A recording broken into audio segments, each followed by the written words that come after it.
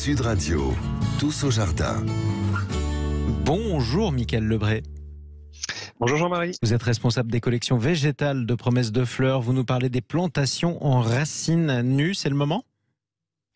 Ah oui, tout à fait. C'est le moment. On est en novembre et en novembre, on dit bien tout bois doit prendre racine. Ouais. C'est le fameux dicton que l'on entend à la Sainte-Catherine. Et ben voilà, c'est la période idéale pour installer les végétaux en racines nues, que ce soit les rosiers, les pivoines, les arbres comme les hêtres, les chênes, les charmes, les arbustes de haies, enfin les petits fruits, les fruitiers, enfin bref, voilà, tout en ce moment peut être installé. Tous les végétaux peuvent être installés en racines nues. Et une racine nue, c'est quoi ? C'est une plante qui va être vendue sans pot et sans substrat. Donc elles sont cultivées en pleine terre et sont déterrées au début de leur période de repos végétatif, c'est-à-dire au cœur de l'hiver, maintenant donc. C'est pour ça que leur aspect d'ailleurs n'est pas très engageant. Les branches sont dénudées, il n'y a plus de feuilles, plus de fleurs, et pourtant, lorsqu'elles sont plantées à cette saison, elles auront le temps de bien s'installer et montrer tout leur potentiel au retour du printemps. Alors quels sont les avantages de ces plantes qui pourtant, quand on les regarde, sont pas très belles au début ? Oui, c'est ça. Les plantes sont en dormance et pourtant, il y a vraiment trois gros avantages. Tout d'abord, ce sont des végétaux qui sont plus écologiques parce que les plantes en racines nues sont vendues sans pot en plastique, sans substrat, sans engrais chimiques. Elles n'ont nécessité donc ni chauffage, ni surplus d'arrosage et sont directement cultivées en pleine terre, puis arrachées juste avant leur commercialisation. Ensuite, elles vont être beaucoup plus économiques parce que ce sont des plantes qui sont moins chères à l'achat, souvent plus petites d'ailleurs.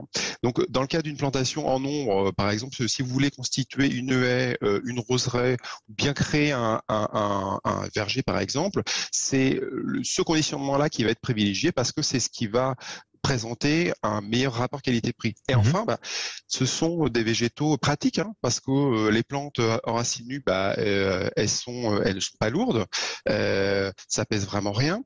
Et surtout, étant donné que ce sont des végétaux qui ont une reprise qui va être rapide, elles n'auront pas subi de stress. Donc, les plantes en racines nues vont s'enraciner rapidement, profondément, et d'ailleurs, une fois qu'elles sont bien installées, leur racine permet de bien supporter la sécheresse estivale. Donc, alors, il y a est-ce des avantages. que le mois de novembre est le seul mois de l'année pour les planter ?